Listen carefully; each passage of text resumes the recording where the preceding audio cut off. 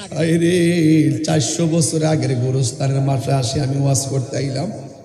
400 বছর আগে যে এই মানুষটা কবরে গেছে, 400 বছর পর্যন্ত লোকটা কবরে পড়ে আছে, সুখে কিনা দুঃখে আছে আমি জানি না। আমিও তো মারা গেলে বলতলির মধ্যে গোরস্থানে দাফন করলে 400 বছর পরে এমন ভাবে মানুষ আবার বলবে 800 বছর আগের গোরস্থান। কথা কোন ঠিক কিনা? আরে ভাই রে, মা তো মা, এখন শুনছে আযাব হইতেছে, মন গলে নাই। যখন মা চোখে দেখা ফেলাইছে কবরে পোলাটা কষ্টে আছে, মার আর সহ্য হয় না। আল্লাহরে ডাক দিয়া কয়, আল্লাহ ও আল্লাহ, আমি বদদুয়া দেওয়ার কারণে তুমি আমার ছেলের শাস্তি দিবা। তুমি যদি এত কঠিন ভাবে শাস্তি দিবা আমি জানতাম, জিন্দিগিতে আমি বদদুয়া করতাম না গো আল্লাহ। ইন্না বাতশা রাব্বিকা লাশাদীদ, নিশ্চয়ই আল্লাহর ধরা অনেক শক্ত। ইন্নাহু হুয়া ইউবদি ওয়া ইউঈদ, ওই আল্লাহ যিনি শুরুর মালিক, যিনি শেষের মালিক।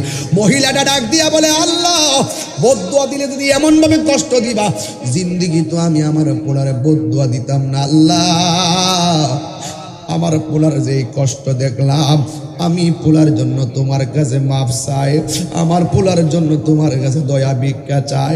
আমার পোলা আমারে দুনিয়ায় থাকা অবস্থা যত কষ্ট দিছে আমি ভুইলা গেছি গো আল্লাহ। ও আল্লাহ, আমার পোলাটারে তুমি মাফ করে দাও। এই কথাটা বলতে দেরি আমার আল্লাহ তার কবরে বডির নিচে জান্নাতের গালিচা বিছায়া দিতে দেরি করে না। এই জন্য আমি বুঝাইতে চাইতেছি, কবর বড় সাংঘাতিক জায়গা। সেই জায়গার মধ্যে নবীর সুপারিশে মানুষ মুক্তি পেয়ে যায়, নবীর উসিলাই মানুষের দয়া পাওয়া যায়। এই জন্য আমার যুবক, এই কবরের মধ্যে 1 দিন না 2 দিন না 3 দিন না 4 দিন না, এই কবরের ভিতরে আপনি 1000 দিন পড়ে থাকবেন। কই দিন পড়ে থাকবেন? আল্লাহ রাব্বুল আলামিন বলতেন, সুম্মা আমাতাহু ফাআকবারাহু, এই কথার পর যদি তাকে মৃত্যু দেন, আল্লাহ তোমাকে মৃত্যু দিয়েছেন, মৃত্যু দেওয়ার পরে আপনি কবরে গিয়েছেন। শুধুমাত্র কবরে নয়, সুম্মা ইজা শাআ আনশারাহু, তারপর যখন তিনি ইচ্ছা করেন তাকে পুনরায় জীবিত করবেন। জোরে কি সুবহানাল্লাহ বলা যাবে না? ওয়াইজাল কুবুর বুসিরাত, এই কবর থেকে তোলা হবে। আল্লাহ রাব্বুল আলামিন বলতেছেন, এই কবরের মধ্যে, কবরের এমন একটা জায়গা, এই জায়গার মধ্যে তোমাকে দাফন করা হবে। মিনহা খলাকনাকুম ওয়া ফিহা নুঈদুকুম ওয়া মিনহা নুখরিজুকুম তারাতান উখরা, এই মাটি থেকেই তোমাকে সৃজন করা হয়েছে, এই মাটিতেই তোমাকে দাফন করা হবে, এই মাটি থেকেই তোমাকে তোলা হবে। 1 দিন 2 দিন 3 দিন 1000 দিন কোটি দিন এই কবরস্থানে বলতলিতে পড়ে থাকবে। মনে বড় আশা ছিল মদিনা, মনে বড় মদিনা, সালাম আমি করব গিয়ে, সালাম নবীজির যাই, মনে বড় আশা ছিল যাব মদিনা। আরব সাগর পাড়ি দিব, সঙ্গে নাই মোর তরি, পাখি নয়তো উড়ে যাব ডানাতে বর করি। আমার আশায় আছে সম্বল নাই, আশা আছে সম্বল নাই, করি কেউ মনে বড় আশা ছিল যাব মদিনা। কাফেলাতে কে যাও তুমি, কে যাও বেতরি, সঙ্গে করে দাও গো আমায় একটু দয়া করি। চান চান চান কিনা? কাফেলাতে কে যাও তুমি, কে যাও বেতরি, সঙ্গে করে নাও গো আমায় একটু দয়া করে। সঙ্গে যদি না নাও মোরে গিয়ে মদিনাতে, আমার সালাম পৌঁছে দিও, আমার সালাম পৌঁছে দিও নবীজির যায়।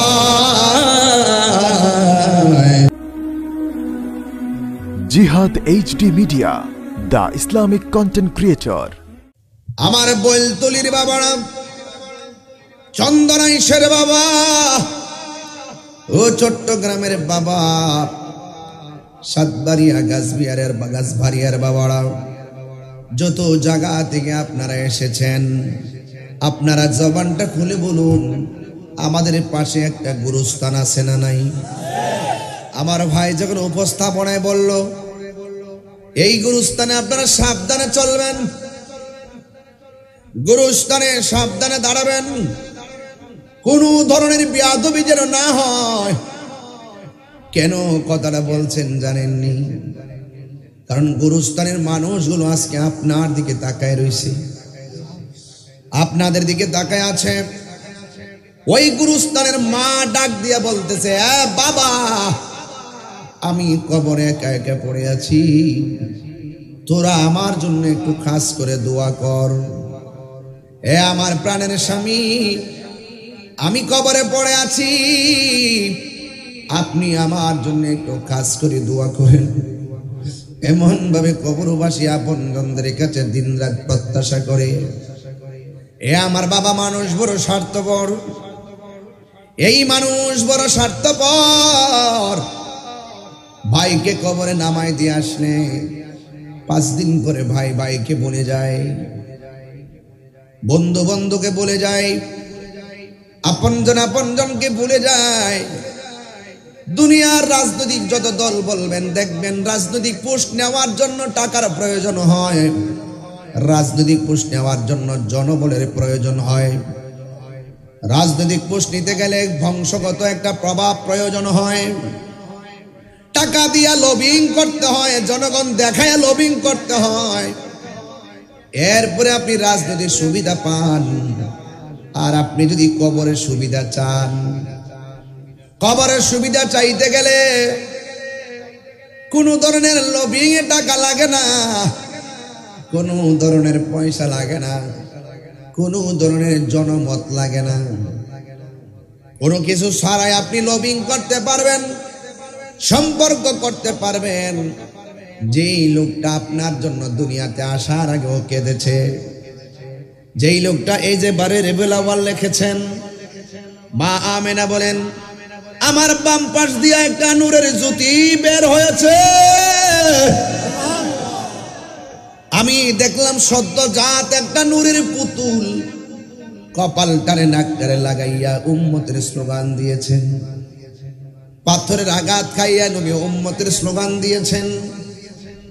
তায়েফের জমিনে তাগড়া তাগড়া যুবক আমার নবীরে পাথর মেরেছে। জিব্রাইল আলাইহিস সালাম বলছেন, ইয়া রাসূলুল্লাহ, ইয়া হাবিবাল্লাহ, নবী গো, একটাবার শুধুমাত্র আমারে অর্ডার দেন, তায়েফের পাথরগুলা দিয়ে যুবকগুলার মাথা ফাটাইয়া ফেলাই। আমার নবী বলে, হ্যাঁ জিব্রাইল, আমি তো গজবের নবী না, আমি হইলাম রহমাতাল লিল আলামিন।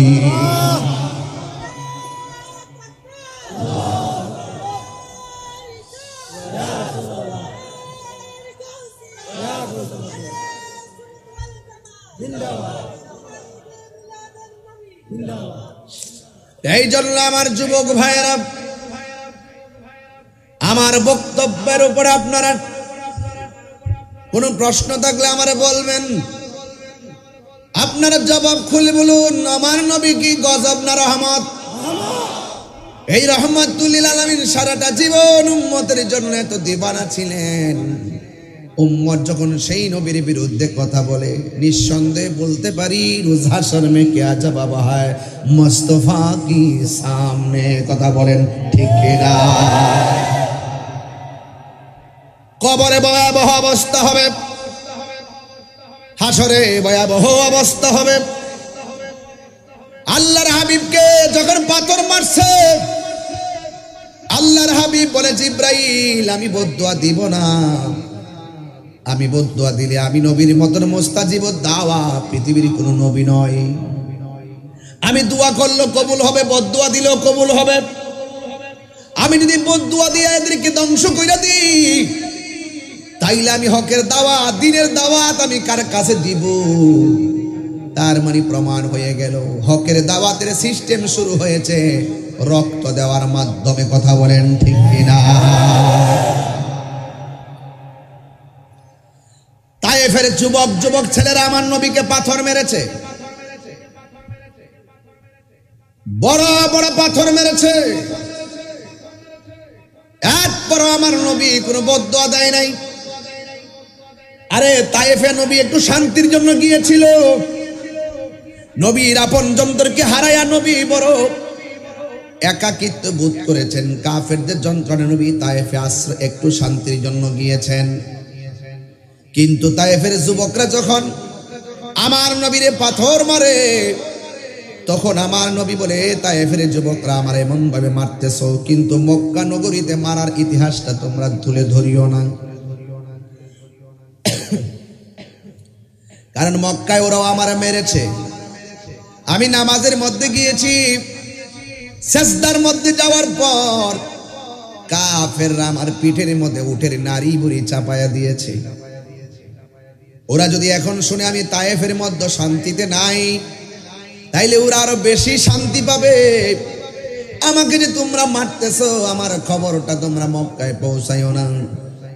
আমি একটা প্রশ্ন রাখতে চাই বলতুলি এলাকায়, যে তায়েফের জমিনের যুবকরা আমার নবীর দেখা দেখা এমন বডির মধ্যে পাথর মারছে যে বডি মুবারকে কোনোদিন মশা মাছি বসে নাই। যেই নবীর বডি মুবারকে কোনোদিন মশা মাছি বসে নাই, ওই নবীর বডি মুবারকে তায়েফের যুবকরা পাথর মারছে। এই জন্যই তো সাহাবায়ে কেরাম নবীরে প্রশ্ন করছে, নবী গো, আমরা আপনাকে দেখে ভালোবাসতেছি, আমরা আপনার পিছনে জামাতের সাথে নামাজ পড়তেছি, আমরা আপনার সাথে ইকামাত দেই, আমরা আপনার সঙ্গে জিহাদ করি, আমরা আপনার সঙ্গে ইফতার করি। আমরা জানতে চাই আমাদের চাইতে দামি কেউ আসেনি? আমার নবী বলে সাহাবীরা রে, আছে আছে, কারণ তোমরা আমার দেখা দেখা ভালোবাসতেছো। পৃথিবীতে এমন একটা সময় আসবে আমার কিছু উম্মত আমাকে না দেখায় আমার জন্য পাগল হয়ে যাবে। খোদার কসম, খোদার কসম, তায়েফের জমিনে ওই কাফেরেরা যে যুবকরা নবীকে পাথর মেরেছে, ওই সময় যদি বলতুলির যুবকগুলো থাকতো, ওই পাথরের বরাবর এই চন্দনাইশের আশিকদের বুকটা পাইতে দিত, মুস্তাফার গায়ে একটা পাথর লাগতে দিত না। হাত করে বানান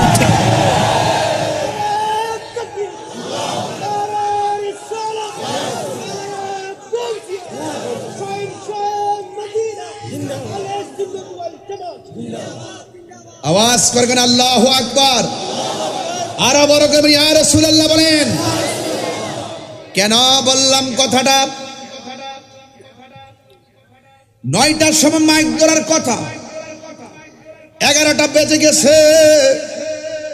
নবীর মহব্বতে ওরা বাড়িতে যায় না। নবীরে না দেখে যদি নবীর আলোচনা শোনার জন্য আরামের ঘুম হারাম করে দেয়, আমার মনে হয় নবীরে যে ওরা পাথর মারছে, ওই পাথরের বরাবর আমাদের বুকটা পাইতা দিতা। উম্মতের দরদি তুমি, তোমার প্রেমে পাগল আমি। আমরা কি সবাই নবীর পাগল? শান বললে কি অসুবিধা হবে আপনাদের?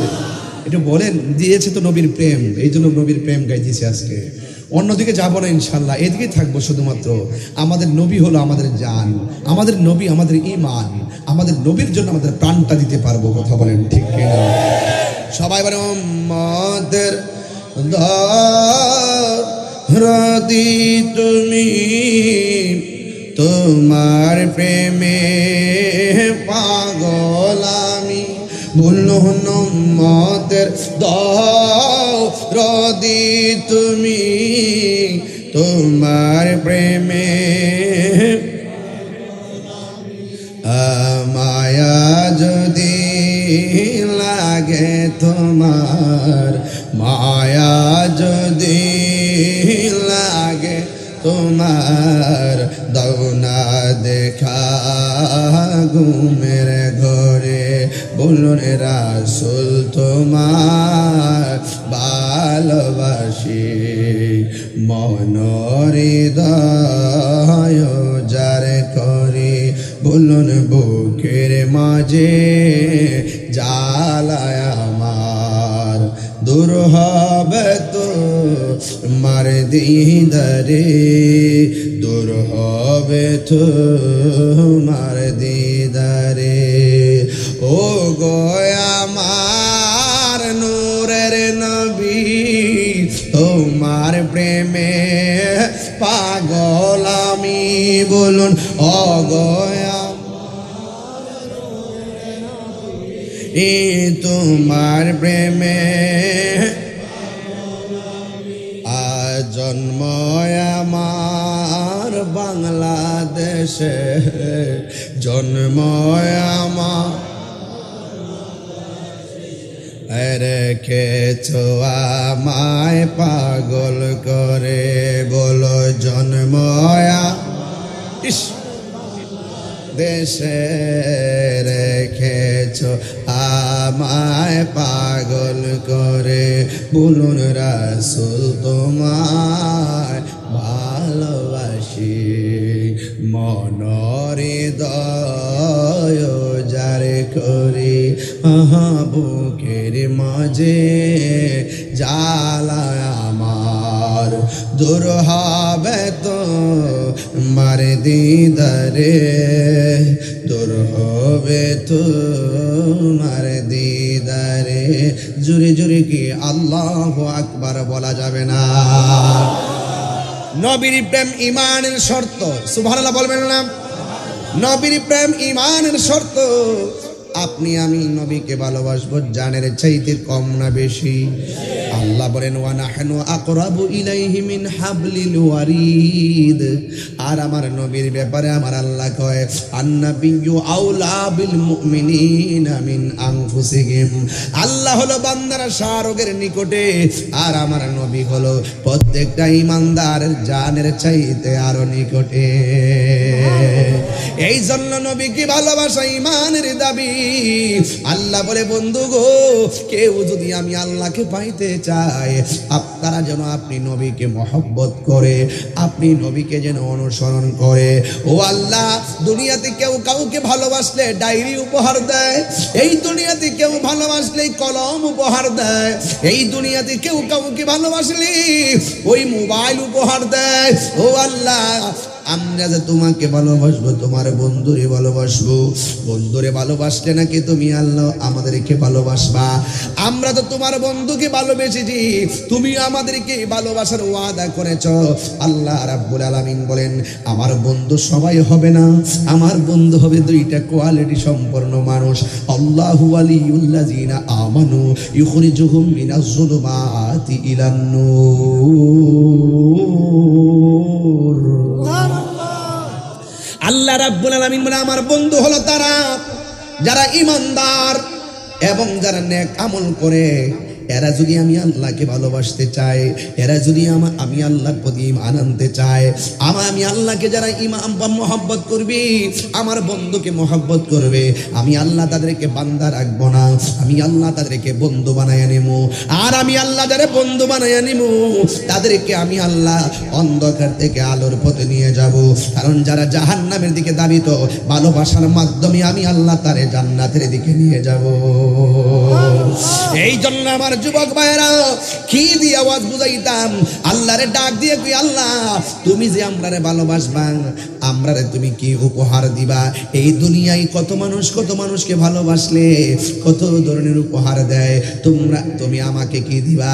আল্লাহ ডাক দিয়া কয়, ওয়ায়াগফিরু লাকুম যুনুবাকুম ওয়াল্লাহু গফুরুর রহিম।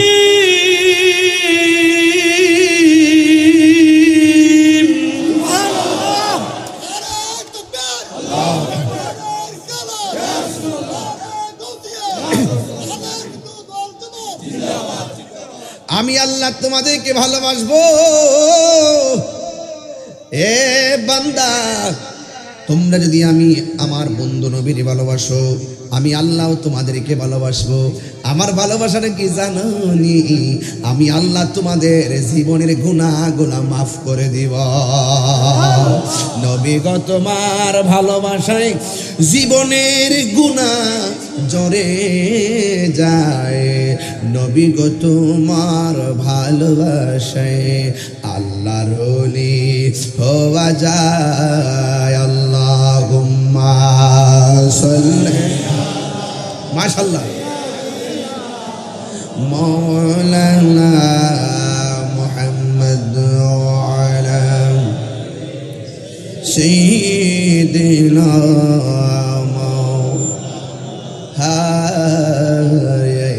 উঠা দো পর্দা দিখা দো চেহারা। ঠিক না? আমরা নবীকে দেখতে চাই কি চাই না? আরো জোরে বলো, চাই কি চাই না? দুই হাত তুলে বলো, চাই কি চাই না?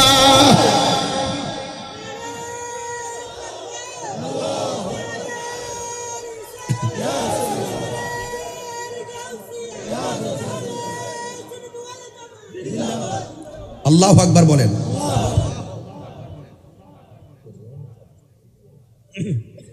আপনাদের কষ্ট হচ্ছে বোধহয়, ওয়াজ বুঝতে অসুবিধা হচ্ছে।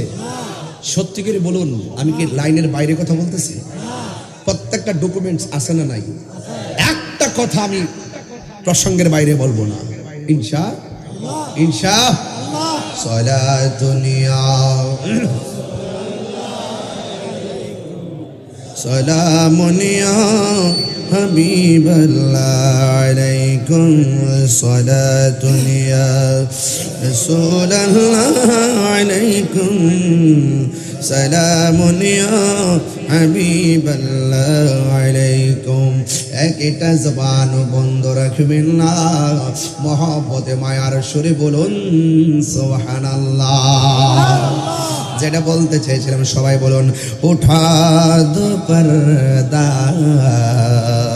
দেখা দো চেহারা, উঠা দো পর্দা কে নূরে পারি हिजाब में है ज़माना तारीक हो रहा है कि मेरे कब से निकाब में है उठा दो पर्दा देखा दो चेहरा। एक बांग्लाटा बोलें ना, उठा दो पर्दा देखाओ से चेहरा। खुदार ज्योतिषे রয়েছে পর্দা জগৎধারে ডুবে ডুবে হায় কত কালার চাঁদ চেহার লুকা উঠা দো পর্দা মোহাব্বতে কন্যা আল্লাহু আকবার। এই আওয়াজে মানি না, জোরে কন্যা আল্লাহু আকবার। আমার নবী আপনার নবী। হ্যাঁ, আল্লাহ বলে বান্দা আমার বন্ধু নবীরে ভালোবাসলে আমি আল্লাহ তোমাদের জীবনের গুনাহ মাফ করে দিব। আপনারা জবানটা খুললে কোন আমাদের গুনাহ আছে না নাই? আরো জোরে গুনাহ আছে না নাই? হ্যাঁ যুবক, আমাদের গুনাহ আছে। এমন কিছু গুনাহ করছি আমার মা জানে না, এমন কিছু গুনাহ করছি আমার আপনজন জানে না, এমন কিছু গুনাহ করছি আমার আপনজন কেউ জানে না। আপনারা জবানটা খুললে কোন যা কেউ জানে না জানে একজন, জবান খুলে বলুন তিনি কে? এই মাহফিলে আপনারা জিন্দা, আপনাদের পাশে দুই হাত মাটির নিচে তারা কি জিন্দা না মুর্দা? কিন্তু এখানেও তারা কিন্তু জিন্দা। যদি আমরা মরা বলি তারপর ওরা জিন্দা, কারণ মৃত্যুর পরে আমার আল্লাহ বান্দারে জীবন দিয়ে দিবে। এই জীবনের পর আর কোনো মরণ হবে না। কথা বলেন ঠিক না? এখন আপনারা সবাই জিন্দা, ওরাও জিন্দা। দুই জিন্দার মধ্যে পার্থক্য আছে না নাই? আরো জোরে কোন আছে না নাই? এটা আমার কথা না। আপনারা জিন্দা আছেন বলে মাহফিলে আসছেন, আপনারা জিন্দা আছেন বলে বাড়িতে যাবেন, আপনারা জিন্দা আছেন বলে এই মোবাইলে কথা বলবেন, কিন্তু ওরাও কবরে জিন্দা আছে, কিন্তু ওরা কেন আমাদের সঙ্গে কথা বলতে পারে? এই জন্য আল্লাহ বলছেন ওয়ামা ইয়াস্তাবিল আহইয়া ওয়ালাল আমওয়াত। যারা জিন্দা আর যারা মৃত তারা এক না, যারা জিন্দা আর যারা মৃত তারা এক না। আল্লাহ বলেন ইন্নাল্লাহা ইউসমিউ মান ইয়াশা। আল্লাহ বলে ওই কবরে তারা কেমন আছে কেউ দেখতে পারে না। এই কবরের মধ্যে কার কবরে আগুন জ্বলতেছে আমরা এখান থেকে বলতে পারতেছি না। এই কবরে কার কবরের মধ্যে জাহান্নামের আগুন জ্বলতেছে আমরা বলতে পারতেছি না। এই কবরের ভিতরে কারা সাপে দংশন করতেছে আমরা দেখতে পারতেছি না। এই কবরের ভিতরে কোন মানুষটার বডির নিচে জাহান্নামের পর্দা বিছায়া দিছে আমরা দেখতে পারি না। কিন্তু আমার আল্লাহর কোরআন বলে ইন্নাল্লাহা ইউসমিউ মাইয়াশা। আমার আল্লাহ যারে ইচ্ছা করে এক কবরের উপরে থাকলেও মাটির নিচের আযাব দেখার ক্ষমতা আছে। সুবহানাল্লাহ। আছে কি না বলে? যুবক ভাইরা যদি বলেন যে হুজুর দলিল কি? আছে। আমার নবী রাস্তা দিয়া যাচ্ছে, আমার নবী তাকাইয়া দেখতেছেন একটা গুরুস্থানের কবরের মধ্যে মানুষগুলার বডির নিচে জান্নাতের গালিচা বিছাইয়া দেয়া রাখছে। আল্লাহর হাবিবের দেখার ক্ষমতা আছে না নাই? আরো জোরে আছে না নাই?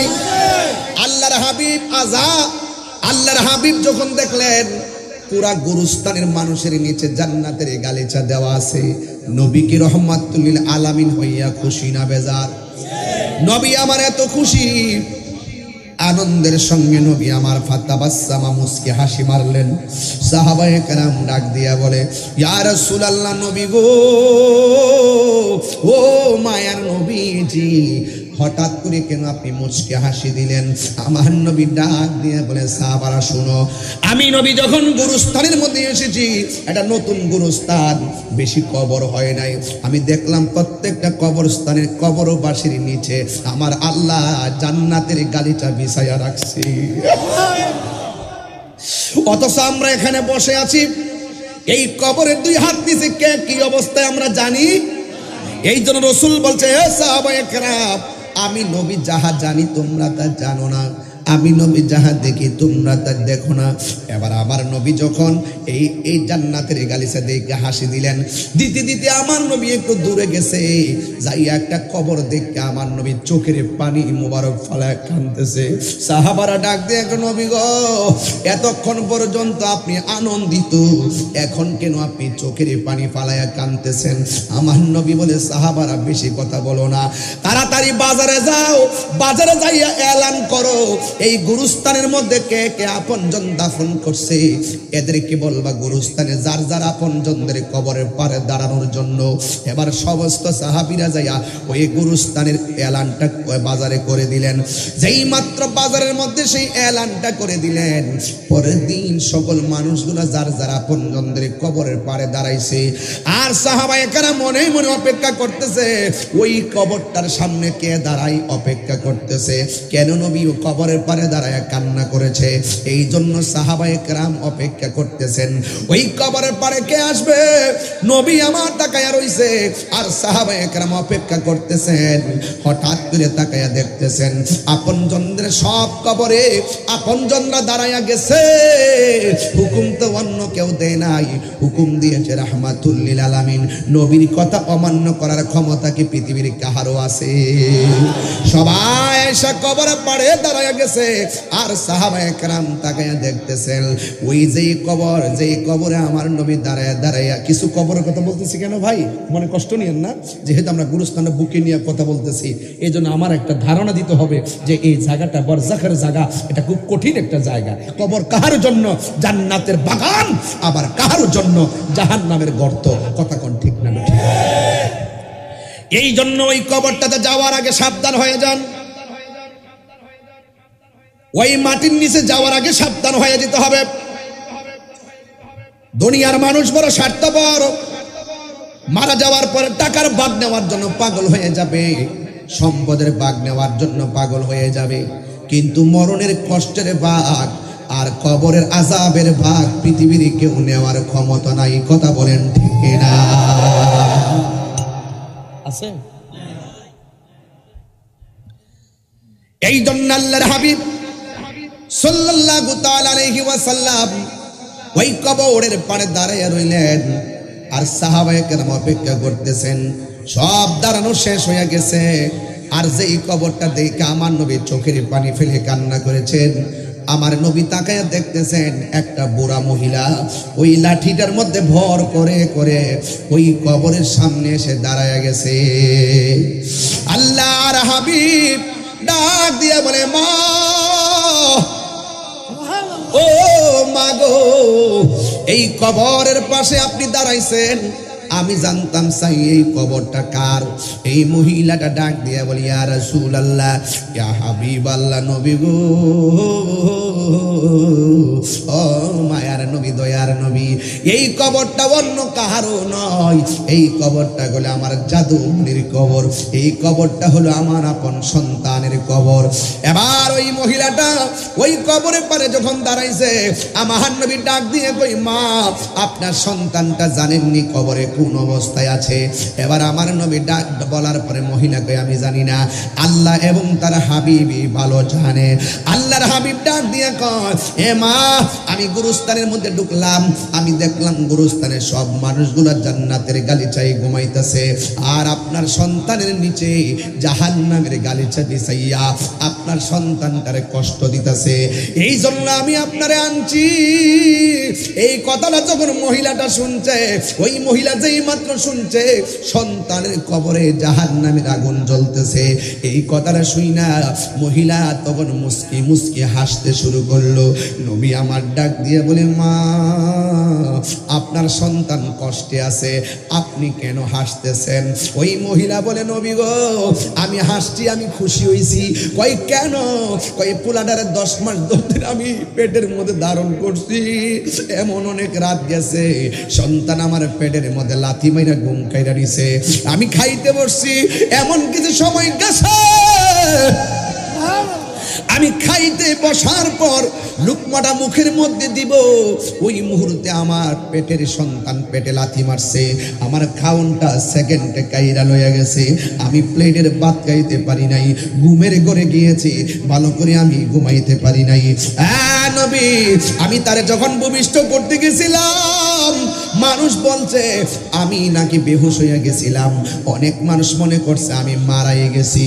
এমন ভাবে সন্তানটারে কষ্ট করে পেটে ধরছিলাম, দিনে দিনে সন্তান বড় হইতাছে আর আমি ধীরে ধীরে বুড়া হইতেছি। আমার মনের ভিতরে একটা চিন্তা ছিল, আমার জাদুমণি যদি বড় হয় আমার বুড়া কালে একটু দেখে রাখবো। কিন্তু দেখলাম সন্তান যখন প্রতিষ্ঠা হয়ে গেছে, আমার সন্তান আমাকে মূল্যায়ন করে না, আমার সন্তান আমার খবর লয় না। ও নবী গো,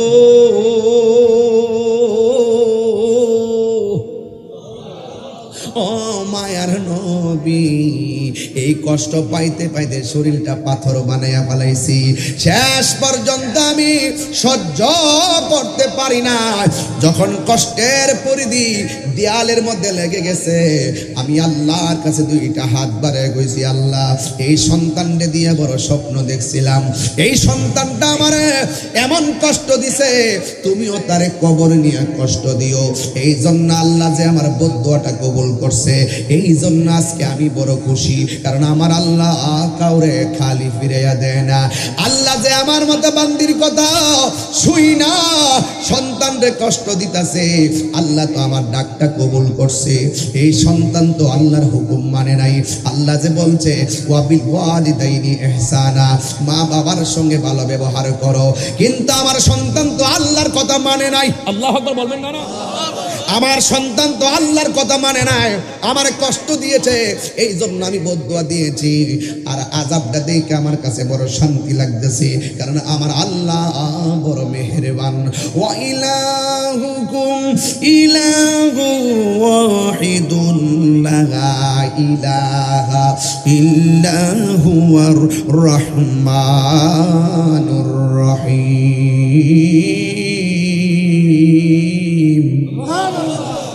আল্লাহ রাব্বুল আলামিন হলো একজন। ওই আল্লাহ রাব্বুল আলামিন কখন খুশি হয় জানেননি? যখন আল্লাহর বিধান আপনি মানবেন আল্লাহ খুশি হয়। আল্লাহ বলছে বেঈমানের সঙ্গে তুমি চলিও না, আপনি যদি চলেন তাইলে আপনাকে হিসাব দেওয়া লাগবে। আল্লাহ যদি বলে মা বাপের সঙ্গে ভালো ব্যবহার করো, আপনি যদি ঘৃণা করেন আল্লাহ কষ্ট দিবে। এই জন্য আমার আল্লাহ রাব্বুল আলামিন বলেছেন, ইয়া আইয়ুহাল্লাযীনা আমানু লা তাতাওয়াল্লাউ কওমান গাদিবাল্লাহু আলাইহিম। আল্লাহ রাব্বুল আলামিন বলে, হে ঈমানদারগণ, তোমরা তাদের সাথে বন্ধুত্ব করবা না, তোমরা ওই সম্প্রদায়ের মানুষের সঙ্গে বন্ধুত্ব করবা না, যাদের সাথে বন্ধুত্ব করলে আমার আল্লাহ বড় রাগ করে, আমার আল্লাহ বড় রাগ করে। এই জন্য যুবক মানুষের মধ্যে এমন কিছু আছে, কদিয়া ইসুম মিনাল আখিরা, তারা আখিরাতকে অস্বীকার করে, তারা আখিরাতের প্রতি নিরাশ হয়ে যায়। কামাইয়া ইসাল কুফারু মিন আসহাবিল কুবুর, যেমন করে কাফেররা কবরবাসীকারে কবরের আযাব বিশ্বাস করে না। আমরা কবর আযাব বিশ্বাস করি কি করি না? আরো জোরে বলেন, করি কি করি না? আমরা কবর আযাব মানি, আমরা আখিরাতও মানি কি মানি না? আমানতু বিল্লাহ, বিশ্বাস করি কাকে? আল্লাহকে বিশ্বাস করি, ফেরেশতাদেরকে বিশ্বাস করি, আসমানি কিতাবকে বিশ্বাস করি। একটু কমাই দেখো, আসমানি কিতাবকে বিশ্বাস করি, ফেরেশতারে বিশ্বাস করি এবং তাকদীরকে বিশ্বাস করি, পরকালকে বিশ্বাস করি। এই জন্য কবর আমরা মানি, কবর আমরা মানি। মুসলমান মানি হলো কবরে যেতে হবে, মুসলমান মানি হলো আল্লাহর দরবারে হিসাব দিতে হবে, মুসলমান মানি হলো বড়ই পাতার গরম জল দিয়া তোমার গোসল দেওয়া লাগবে, মুসলমান মানি হলো নাকের মধ্যে তোলা ঢোকাবে, মুসলমান মানি হলো কানের মধ্যে তোলা ঢোকাবে। কেন? কয়ে কান দিয়া যেন পানি না ঢুকে। নাকের মধ্যে তোলা ঢোকাবে, কয়ে কেন? কয়ে নাক দিয়া যেন পানি না ঢুকে। বেশি গরম পানি দিবে না, কয়ে কেন? গরম পানি দিলে মুর্দারের উপরে চামড়ায় কষ্ট পাবে, বেশি ঠান্ডা পানি দিবে না, কই কষ্ট পাবে। আবার নতুন কাপড় দিয়া বাইন্ডিং কইরা খাটের মধ্যে শুয়াইয়া কাঁধের মধ্যে লইয়া একটা বার আলগে দেয় না জীবনে, কাঁধের মধ্যে বার নেয় না। অথচ মানুষ মারা যাওয়ার পরে মানুষের এই লাশটা কাঁধে নেওয়ার জন্য মানুষ পাগল হয়ে যায়, একমাত্র মুসলমানের ঘরের মুসলমান হওয়ার কারণে। ওয়ালা তামুতুন্না ইল্লা ওয়া আনতুম মুসলিমুন। আল্লাহ রাব্বুল রাব্বুল আলামিন বলেন তোমরা মুসলমান না হইয়া মরিও না। এই জন্য আমার যুবক ভাইয়েরা, মুসলমান মানি হলো আল্লাহকে মানতে হবে, মুসলমান মানি হলো নবীকে মানতে হবে, মুসলমান মানি হলো কবর বিশ্বাস করা লাগবে, মুসলমান মানি হলো হাসরের ময়দান বিশ্বাস করা লাগবে। এই জন্য মহিলাটাকে আমি তো আল্লাহরে মানি, আমার আল্লাহ কত সুন্দর দয়াবান, আমার বদদুয়া কবুল করছে, পুলা কষ্ট পাইলে পাইছে। এবার আমার নবী তো মায়ের মমতা আর নবীর ভালোবাসা তো এক জিনিস না। মা সন্তানকে যেই মমতাই ভালোবাসে, আমার নবী উম্মতকে তার 1000 কোটি গুণ বেশি ভালোবাসে। মা যতটুকু রাসূলের মা যতটুকু পর্যন্ত সন্তানের প্রতি দয়া, রাসূলুল্লাহ ওই উম্মতের জন্য তার চাইতে কোটি গুণ দয়া। ঠিক কি না? আল্লাহ কাহার, আবার আল্লাহ রহমানুর রহিম। দেখবেন হাসরের মাঠে এমন অবস্থা হবে, একটু পরে যাই সেদিকে, আমি এই জগৎটা শেষ করে ফেলি, এই জগৎটা শেষ করে আমি ওই জগতে যাব ইনশাআল্লাহ। একটু জবাব সবাই বলেন ইনশাআল্লাহ। জন্ম আমার নবীর যুগে, বাবারে একটু একটু ইয়া করে দিতে, আমার কণ্ঠটা সাইফা। জন্ম আমার নবীর যুগে, দুনয়নে রাসূলে পাক দেখলে কেমন হতো, দুনয়নে দেখলে জন্ম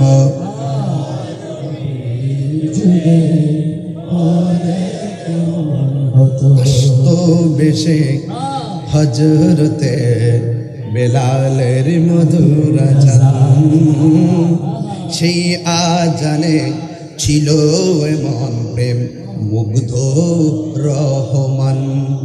আসতো বেশে হজরতে বেলালের মধুর আজান, সেই আজানে ছিল এমন প্রেম মুগ্ধ রহমান।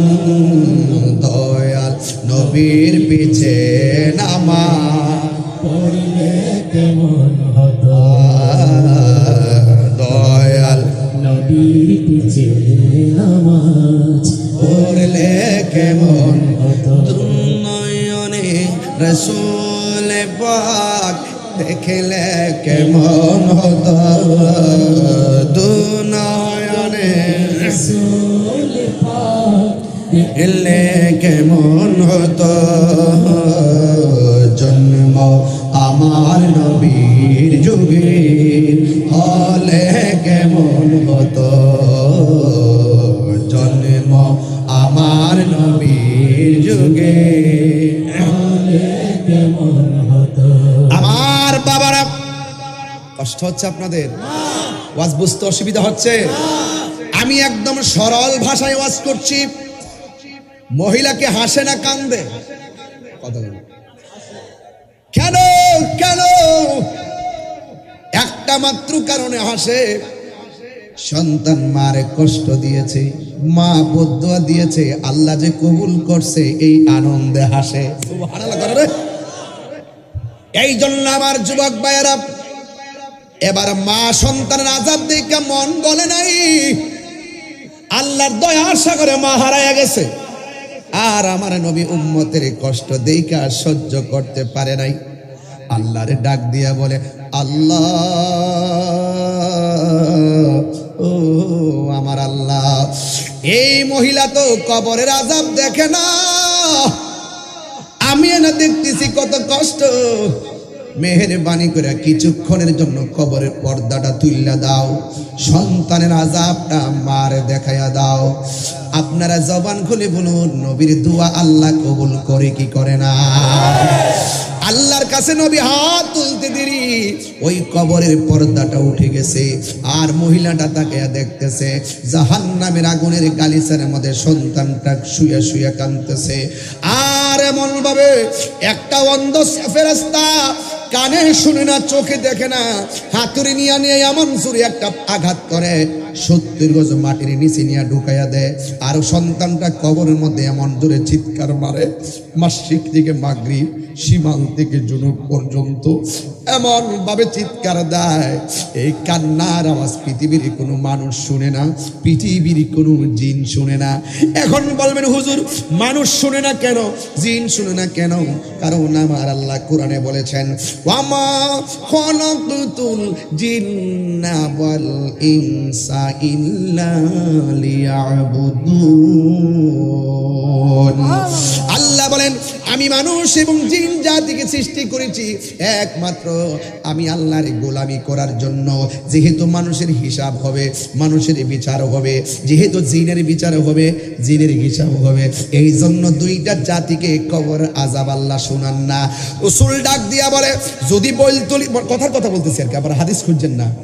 আল্লাহর হাবিব বলেন ধরেন বলতলির কবরস্থানে যদি কাহার আযাব হয়, এই আযাবের কান্নার আওয়াজ যদি আসে, বলতলির মানুষ এখানে থাকতে পারতেন না। তারা হাউ মাউ করে কবরের মধ্যে এমন ভয়ঙ্কর ভাবে কান্দে, গরু ছাগলগুলা কবর আযাবটা শুনে।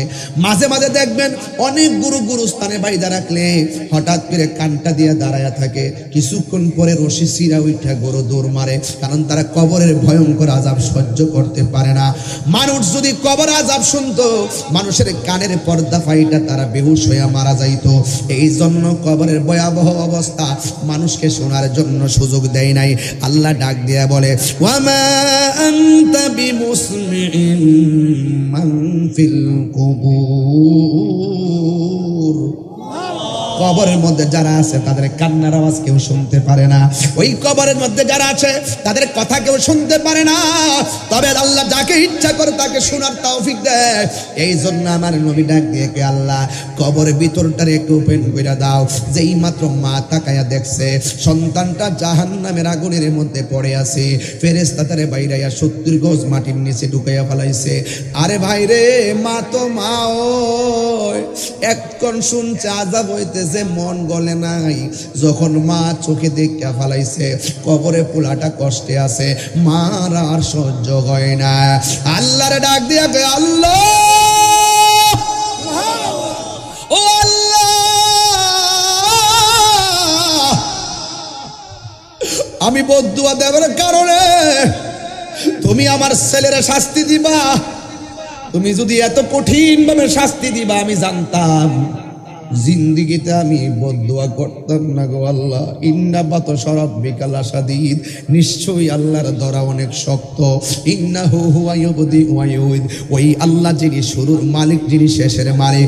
মহিলাটা ডাক দিয়া বলে আল্লাহ বদদুয়া দিলে যদি এমন ভাবে কষ্ট দিবা, জিন্দিগি তো আমি আমার পোলারে বদদুয়া দিতাম না। আল্লাহ আমার পোলার যে কষ্ট দেখলাম, আমি পোলার জন্য তোমার কাছে মাফ চাই, আমার পোলার জন্য তোমার কাছে দয়া ভিক্ষা চাই। আমার পোলা আমারে দুনিয়ায় টাকা অবস্থা যত কষ্ট দিছে আমি ভুইলা গেছি গো আল্লাহ। ও আল্লাহ, আমার পোলাটারে তুমি মাফ করে দাও। এই কথাটা বলতে দেরি আমার আল্লাহ তার কবরে বডির নিচে জান্নাতের গালিচা বিছায়া দিতে দেরি করে না। এই জন্য আমি বুঝাইতে চাইতেছি কবর বড় সাংঘাতিক জায়গা। সেই জায়গার মধ্যে নবীর সুপারিশে মানুষ মুক্তি পেয়ে যায়, নবীর উসিলাই মানুষের দয়া পাওয়া যায়। এই জন্য আমার যুবক, এই কবরের মধ্যে একদিন না, 2 দিন না, 3 দিন না, 4 দিন না, এই কবরের ভিতরে আপনি 1000 দিন পড়ে থাকবেন। কই দিন পড়ে থাকবেন? আল্লাহ রাব্বুল আলামিন বলতেন সুম্মা আমাতাহু ফাআকবারাহু, এই কথার পর যদি তাকে মৃত্যু দেন, আল্লাহ তোমাকে মৃত্যু দিয়েছেন, মৃত্যু দেওয়ার পরে আপনি কবরে গিয়েছেন। শুধুমাত্র কবরে নয়, সুম্মা ইজা শাআ আনশারাহু, তারপর যখন তিনি ইচ্ছা করেন তাকে পুনরায় জীবিত করবেন। জোরে কি সুবহানাল্লাহ বলা যাবে না? ওয়াইজাল কুবুর বুসিরাত, এই কবর থেকে তোলা হবে। আল্লাহ রাব্বুল আলামিন বলতেছেন এই কবরের মধ্যে, কবরের এমন একটা জায়গা, এই জায়গার মধ্যে তোমাকে দাফন করা হবে। মিনহা খলাকনাকুম ওয়া ফিহা নুঈদুকুম ওয়া মিনহা নুখরিজুকুম তারাতান উখরা, এই মাটি থেকেই তোমাকে সৃজন করা হয়েছে, এই মাটিতেই তোমাকে দাফন করা হবে, এই মাটি থেকেই তোমাকে তোলা হবে। 1 দিন, 2 দিন, 3 দিন, 1000 দিন, কোটি দিন, এই কবরস্থানে বলতলিতে পড়ে থাকবে। হাইরে 20 কবরস্থানে কত বছর হয়েছে বাবা? হাইরে 400 বছর আগের গোরস্থানের মাঠে আসে আমি ওয়াজ করতে আইলাম। 400 বছর আগে যে এই মানুষটা কবরে গেছে, 400 বছর পর্যন্ত লোকটা কবরে পড়ে আছে। সুখে কিনা দুঃখে আছে আমি জানি না। আমিও তো মারা গেলে বলতলির মধ্যে গোরস্থানে দাফন করলে 400 বছর পরে এমন ভাবে মানুষ আবার বলবে 800 বছর আগের গোরস্থান। কথা কোন ঠিক কিনা? এইভাবে পরে থাকবেন। আল্লাহ কই আমিন হা নুখরিজুকুম তারাতান উখরা। এই কবর থেকেই বান্দাকে উপরে তোলা হবে। কখন তোলা হবে একটু আলামত আছে। কই ইজাস সামাউন ফাতরাত, আকাশটা বিদীর্ণ হয়ে যাবে। ওয়া ইজাল কাওয়াকিবুন তাসরাত, আসমানের নক্ষত্রগুলো খুলে পড়ে যাবে। ওয়া ইজাল বিহারু ফুজ্জিরাত, ওই সমুদ্রের মধ্যে সুনামি সৃষ্টি হয়ে যাবে। ওয়া ইজাল কুবুরু বুসিরাত, এই কবর থেকে তুলে ওঠা হবে। আলিমাত নাফসুম মা কদ্দামাত ওয়া আখারাত, পূর্বের পরে সবগুলো তাকে অবগত করানো হবে। এই কবর থেকে মানুষ উলঙ্গ অবস্থায় একটা ময়দানে উঠবে। ওই ময়দানটার নাম হলো হাসরের ময়দান। একবার আয়েশা সিদ্দিকা রাদিয়াল্লাহু তাআলা আনহা ডাক দিয়া বলে, ইয়া নবী গো, ইয়া রাসূলুল্লাহ, নবী গো, ও মায়ার নবীজি, আপনি যে বললেন হাসরের ময়দানে, আপনি যে বললেন হাসরের ময়দানে মানুষ উলঙ্গ অবস্থায় উঠবে। ইয়া রাসূলুল্লাহ, নবী গো, একজন মানুষ আরেকজনের দেখা বালাইব, একজনের লজ্জাস্থান দেখবে, এটা কেমন লজ্জার মাঠ হবে গো নবী? আল্লাহর হাবিব ডাক দিয়া বলে, আয়েশা, আয়েশা, হাসরের ময়দানে সব উলঙ্গ অবস্থায় উঠবে, একমাত্র একজন পয়গাম্বর জান্নাতি কাপড় পইরা হাসরের ময়দানে শুভ আগমন করবেন। তিনি হলো তোমার আমার নবী রহমাতুল লিল আলামিন, রহমতে আলম, নূরে মুজাসসাম, রহমতে সাম। সাহাবীরা আতর বানাই ওই নবীজের গাম, বলো সাহাবীরা আতর বানাই ওই নবীজের গাম। চিনো জানো মানো কেমন আমার নবীজি, যাহার প্রেমে পাগল চতুর তারকারাজি। চিনো জানো মানো কেমন আমার নবীজি, যাহার প্রেমে পাগল চন্দ্র তারকাজি।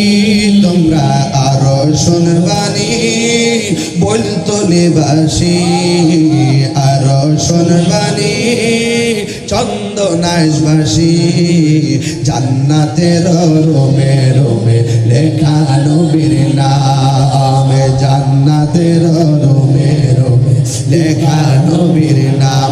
বললেন রহমতে আলম, নূরে মুজাসসাম, রহমতে নূরে মুজাসসাম। সাহাবীরা আতর বানাই ওই নবীয়ে। উস্তুনে হান্নানা একটা খেজুর গাছের নাম, যাকে ধরে খুতবা দিতেন রাসূল আকরাম। উস্তুনে হান্নানা একটা খেজুর গাছের নাম, যাকে ধরে খুতবা দিতেন রাসূল আকরাম। গাছটা নবীর বিরহে কাঁদিতে রহে, নবীর বিরহে কাঁদিতে রহে। হতবাক হইল যত সাহাবায়ে কেরাম, হতবাক হইল যত সাহাবায়ে কেরাম। জোরে জোরে কি আল্লাহু আকবার বলা যাবে না? আয়েশা বলে, নবী গো, ও নবী, নবী, আপনি বললেন হাসরের ময়দানে মানুষ উলঙ্গ অবস্থায় উঠবে, একজন আরেকজনের লজ্জাস্থান দেইকে ফেলাইব, কেমন মাঠ? আমার নবী বলে, আয়েশা রে, ও আয়েশা, না রে না, না রে না, হাসরের ময়দানে যারা উঠবে একদম তারা 8 বিঘা দুপুরে সূর্যটা থাকবে রে বাবা, সূর্যটা 12টা মুখ লইয়া মাথার খুলির মধ্যে তাপ মারবে। ভাতের মার যেমন করে টকবক টকবক করে পড়ে ছিটে ছিটে, রোদ্রে তাপ লাইগা মাথার মগজগুলো ছিটে ছিটে পড়বে রে। একদম সবার ঘাড় ভেঙে দেওয়া হবে, কবর থেকে কেউ বরাবর তাকায়া উঠবে না, কবর থেকে গাঁটটা বাঁকা করে দেওয়া হবে। এমন ভাবে উঠবে, উঠে উঠে হাসরের ময়দানে সবাই একত্র হবে। ওই হাসরের ময়দানটা হবে সিরিয়া সামে, ওই জায়গার ভিতরে মানুষ একত্রিত হবে। যেই ময়দানে একত্রিত হবে, ওই ময়দানের মাটি হবে তামার মাটি। ওই মাথার উপরে যেই সূর্যটা লাগবে, তামার মধ্যে সূর্য লাগলে একদম গরম হয়ে যাবে। উপরে সূর্য, নিচে তামার মাটি। আল্লাহু আকবার কয় না রে? এমন মাটি, ওই মাটির মধ্যে দাঁড়ানো বড় কষ্ট হয়ে যাবে।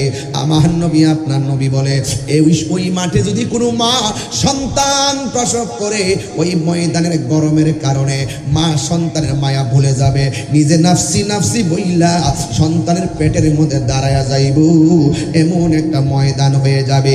ওই ময়দানে মানুষ নাফসি নাফসি বলে কাঁদবে, আর নিজের শরীর থেকে ঘাম ঝরবে, ঘাম। যার গুনাহ যেমন হবে তার ঘাম তেমন হবে। কেউ গেরা পানির মধ্যে সাঁতার কাটবে, দুনিয়ার আগুনটা যতটুকু গরম, ওই সাঁতারের পানিটা 70 গুণ গরম হবে আগুনের চাইতে। এমন গরম পানির মধ্যে পা রাখবে, কেউ গিরা পানিতে সাঁতার কাটবে। যার গুনাহ যেমন হবে পানি তেমন ঝরবে। কেউ কোমর হাঁটু পানিতে সাঁতার কাটবে, কেউ কোমর পানিতে সাঁতার কাটবে, কেউ গলা পানিতে সাঁতার কাটবে। পোল্ট্রি মুরগি মেশিনে দিলে যেমন করে পাখাগুলো ছিঁড়ে যায়, মানুষের হাসরের ময়দানে গরম পানির কারণে এ পায়ের হাড্ডি থেকে গোশতগুলো আলাদা আলাদা হয়ে যাবে। সন্তানের সামনে দিয়ে মা চলে যাবে, কিন্তু সুপারিশ করতে পারবে না। মায়ের সামনে দিয়ে সন্তান যাবে, বলবে আমি তোরে চিনি না। আমার নবী আপনার নবী ডাক দিয়া বলেন, উম্মত, হাসরের ময়দানে 7 শ্রেণীর মানুষকে আমার আল্লাহ আরশে আজিমের নিচে ছায়া দিয়ে দিবে। আর জোরে জোরে করলা সুবহানাল্লাহ। 7 শ্রেণীর মানুষকে আল্লাহ রাব্বুল আলামিন হাসরের ময়দানে মাথার উপরে ছায়া দিবে। 1 নম্বর হলো আদেল, সমাজের মধ্যে যে ন্যায় বিচার করে। আজকে সমাজের ভিতরে ন্যায় বিচার নাই, বিচার দিলে শুধুমাত্র ঘুষের কাজ কারবার। কথা বলেন, 3 বার বলেন ঠিক কিনা? আর জোরে বলুন ঠিক কিনা?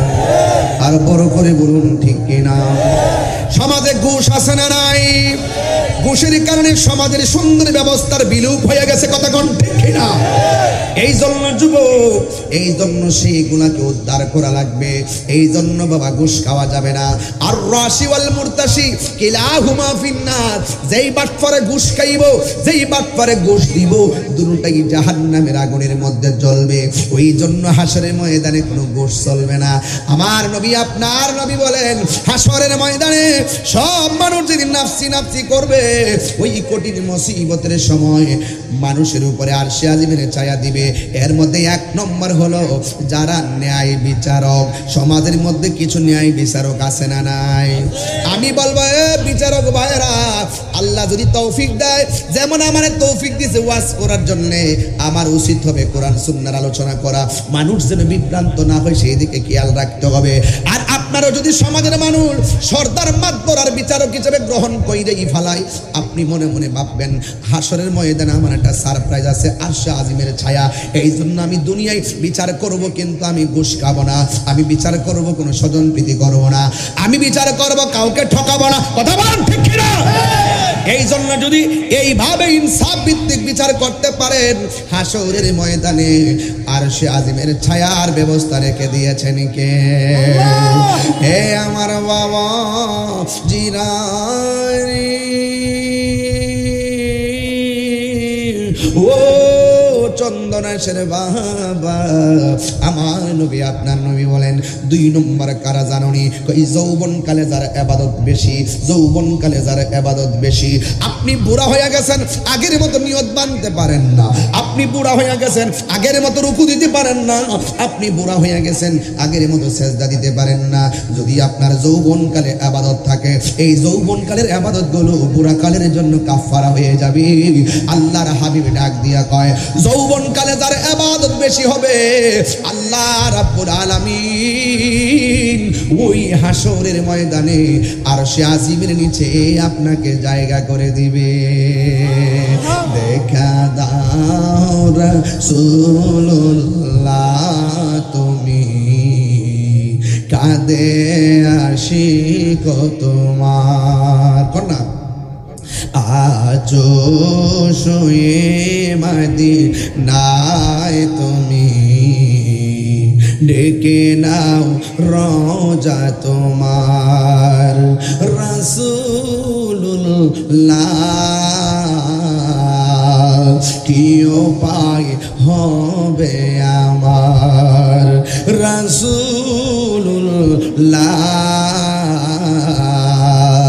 কি উপায় হবে আমার মরণের চিঠি যখন আসবে আমার কালিমার তালকিন দিও বারে বার মরণের চিঠি যখন আসবে আমার কালিমার তালকিন দিও বারে বার প্রাণ ভরে দেখব চেহারা তোমার প্রাণ ভরে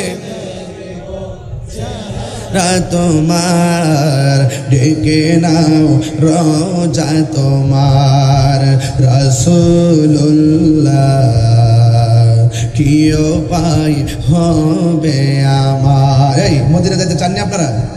এই মদিনা যেতে চাননি আপনারা?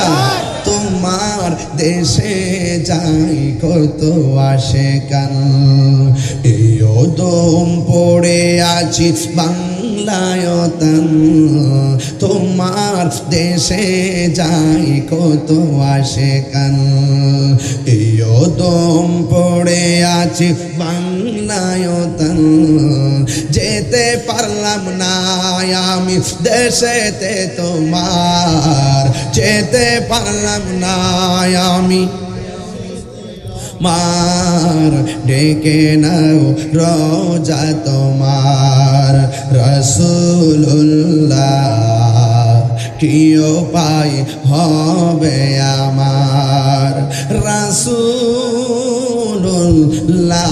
রাসূলুল্লাহ কি উপায় হবে আমার দেখা দাও রাসূলুল্লাহ তুমি কাঁদে আশিক তোমার আছো শুয়ে মদিনায় তুমি ডেকে নাও রোজা তোমার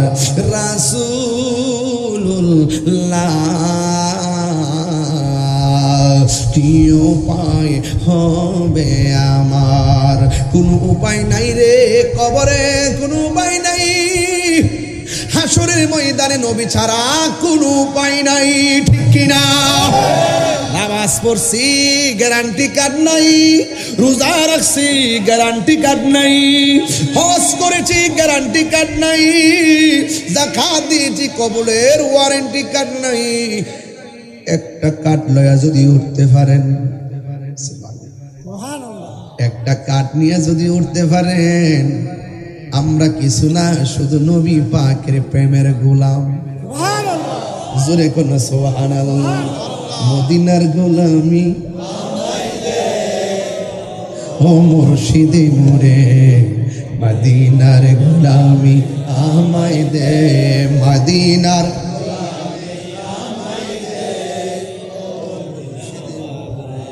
মদিনার গোলামি আমায় দে টাকা চাই না পয়সা চাই না হীরা মানিক মুক্তা চাই না টাকা চাই না পয়সা চাই না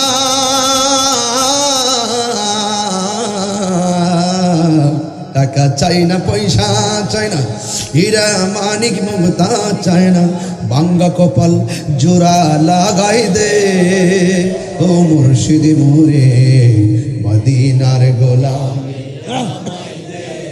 মদিনার গোলামি এ ও মুর্শিদ মোরে মদিনার গোলামি আমায় দে।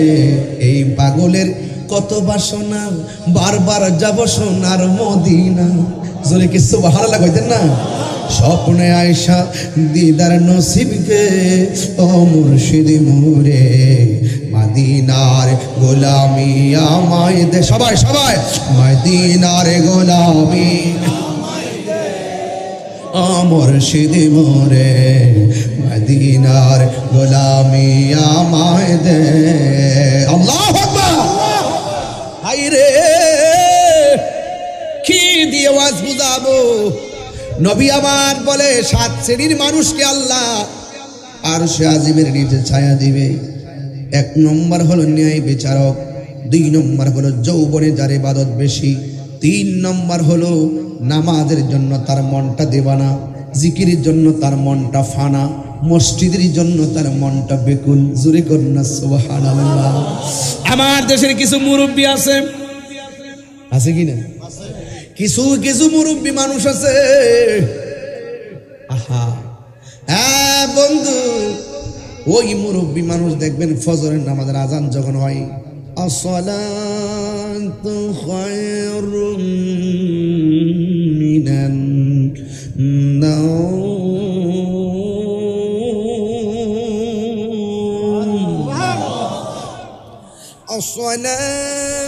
আসসালাতু খায়রুম মিনান নাওম।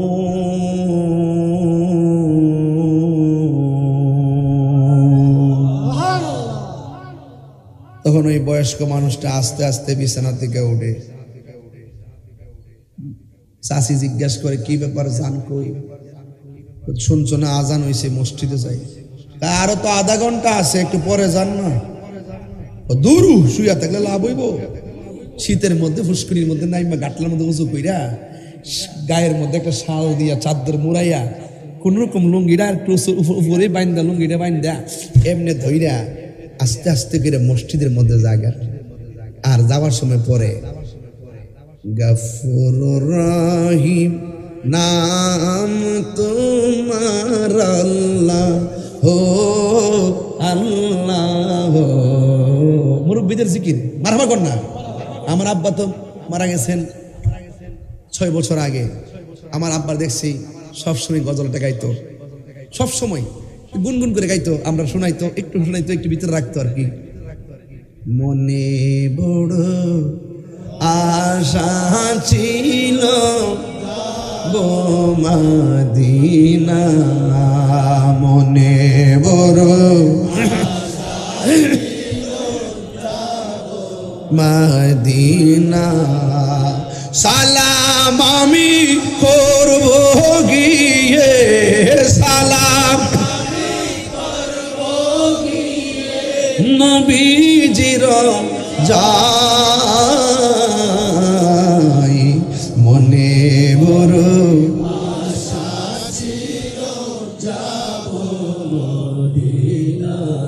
আরব সাগর পাহাড়ি দিব, সঙ্গে নাই মোর তরি, পাখি নয়তো উড়ে যাব ডানাতে বর করি।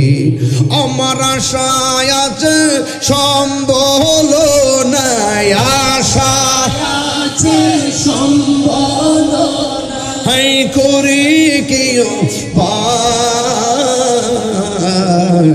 মনে বড় মদিনা। কাফেলাতে কে যাও তুমি, কে যাও বে তোরি, সঙ্গে করে দাও গো আমায় একটু দয়া করি। যাইতে চান চান চান কিনা? কাফেলাতে কে যাও তুমি, কে যাও বে তোরি, সঙ্গে করে নাও গো আমায় একটু দয়া করি, সঙ্গে যদি না নাও মোরে গিয়ে মদিনাতে, আমার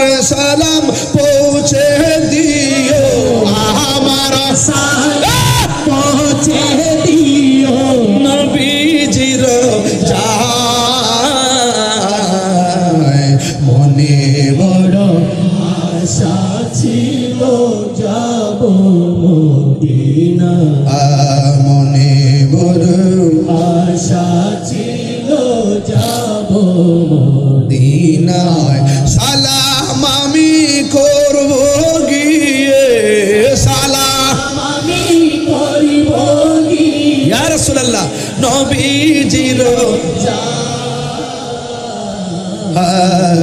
মনে বড় আশা ছিল যাব মদিনায় মনে বড় আশা ছিল যাব রে রে আমার নবী বলেন আপনার নবী বলেন 2 নম্বর হলো যারা নামাজের যারা যারা যৌবনে যারা ইবাদত বেশি 3 নম্বর হলো 3টা কোয়ালিটির একটা মানুষ 1 নম্বর মসজিদের জন্য দিওয়ানা 2 নম্বর জিকিরের জন্য ফানা 3 নম্বর হলো আল্লাহ পাকের ইবাদতের জন্য মশগুল ভাত না খায়া থাকতে পারে এক ওয়াক্ত নামাজ না পড়লে অস্থির হয়ে যায় কথা কোন ঠিক এমন অনেক মানুষ আছে ঘুমের কারণে ফজর নামাজ ছুটতে গেলে সকালবেলা রাগারাগি করে আমার ডাক দিলি না কি লেগা এই সমস্ত মানুষের জন্য আল্লাহ রাব্বুল আলামিন হাসরের ময়দানে আরশে আজিমের নিচে ছায়া দিয়ে দিবে চিৎকার মেরে করুন আল্লাহু আকবার জিকির শুনতে ভালো লাগে কি লাগে না আর যখন লাগে কি লাগে না এবার আমার নবী আপনার নবী বলেন 4 নম্বর হলো তার সামনে গুনাহ আছে যেমন মনে করেন একটা মেয়ের দিকে বলাইছে মেয়েটার দেখার পরে মন চাইতেছে তার গায়ের মধ্যে টাচ করবে কিন্তু মেয়েটা একা টাচ করার সম্ভাবনা আছে কিন্তু মেয়েটাও বাঁচতে পারবে না কিন্তু ছেলেটা মেয়েটার গায়ের মধ্যে টাচ দিতে যাইয়া মনে মনে ভাবতেছে আমারে তো কেউ দেখে না আমার একজন দেখে জবান খুলে বলেন তিনি কে মদের বোতলটা হাতের মধ্যে নিছে মদের বোতলটা হাতের মধ্যে লইয়া ও যুবকের দল ঘরের দরজা লাগাইছে ঘরের জানালা লাগাইছে ডানে কেউ নাই বামে কেউ নাই সামনে কেউ নাই পিছনে কেউ নাই মদের বোতলটা হাতের মধ্যে লইয়া মদের বোতলের উপরে বাইন্ডিংটা খুলছে খুললা যেই মাত্র মুখের মধ্যে দিবে ওই মুহূর্তে ছেলেটা মনে মনে কয় আমারে কেউ দেখে না আমারে তো আল্লাহ দেখতেছে আমার নবী বলে এই দুনিয়াতে জিনার সুযোগ পাইছে জিনা করে নাই সুদ খাওয়ার সুযোগ আছে সুদ খাই নাই ঘুষ খাওয়ার সুযোগ আছে ঘুষ খাই নাই চুরি করার সুযোগ আছে চুরি করে নাই ডাকাতি করার সুযোগ আছে ডাকাতি করে নাই মা বাপরে কষ্ট দেওয়ার সুযোগ আছে এরপর কষ্ট দেয় নাই আল্লাহর ডরে পাপ কাজ ছাইরা দিছে রাসূল ডাক দিয়া কয় দুনিয়ার জমিনে যারা আল্লাহর ভয়ে গুনার কাজ ছাইরা দেয় আমার আল্লাহ তাদের জন্য আরশে আজিমের নিচে ছায়া দিয়ে দিবে আর জোরে জোরে করুন সুবহানাল্লাহ এই জন্য আল্লাহ বলেন ওয়ালিমান খাফা মাকামা রাব্বিহি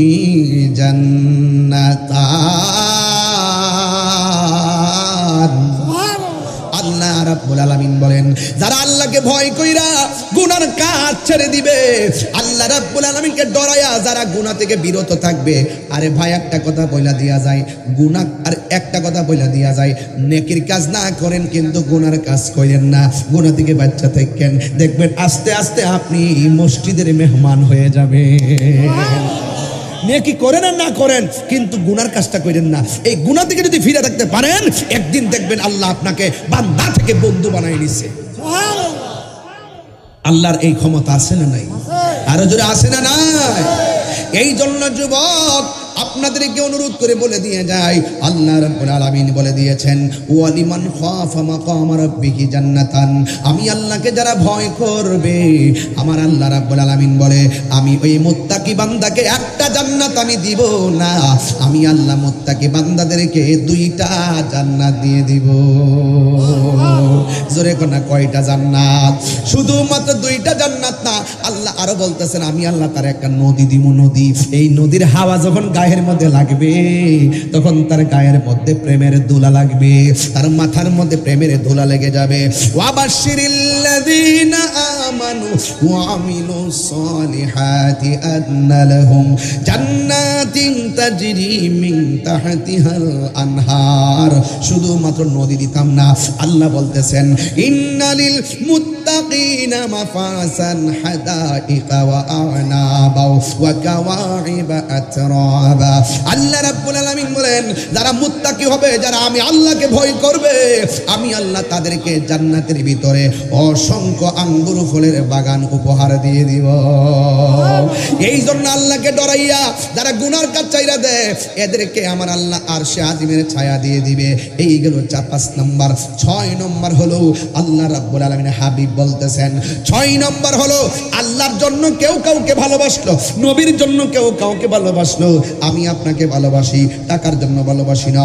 আমি আপনাকে ভালোবাসি নেতা হওয়ার জন্য ভালোবাসি না। আমি আপনাকে ভালোবাসি কোটিপতি হওয়ার জন্য আপনাকে ভালোবাসি না।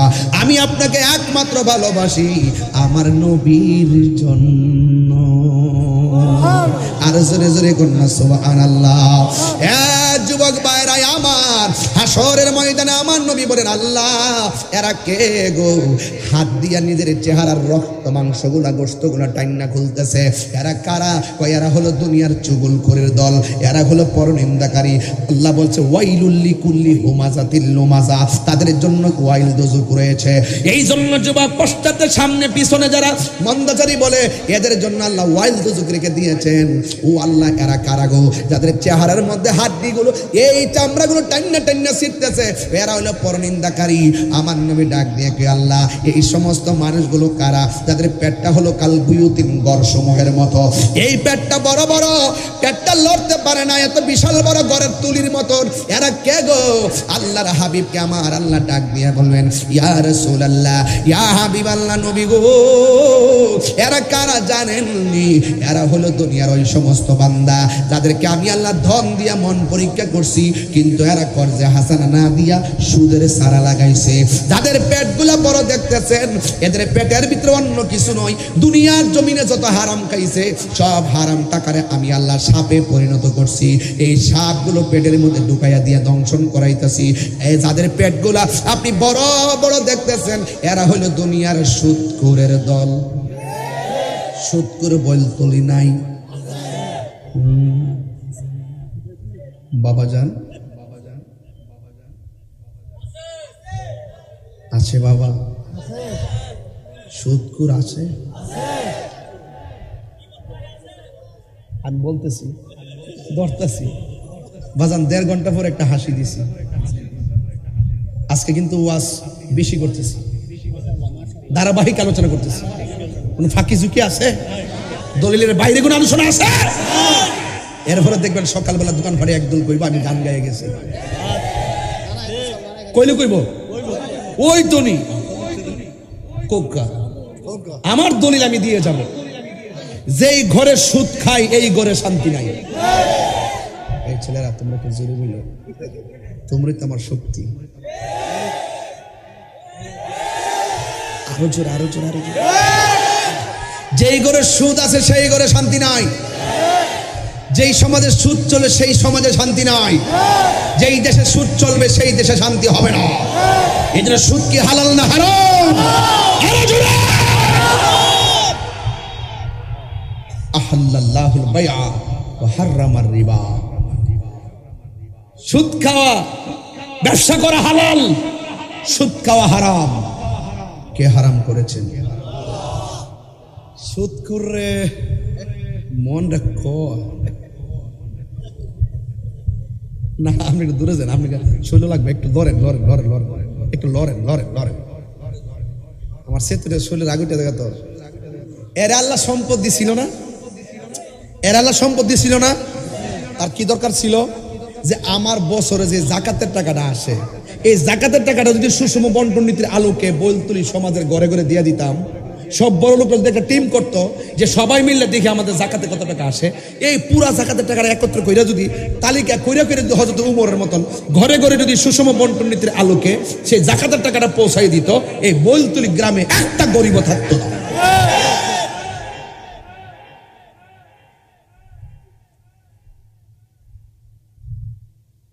এই সুদকুটির কারণে গজব হইছে। কতক্ষণ ঠিক না বেটি? এই সুদ কি চলবে না বন্ধ হবে? কি হবে বেঁচে থেকে? বলবো বলবো বাজান।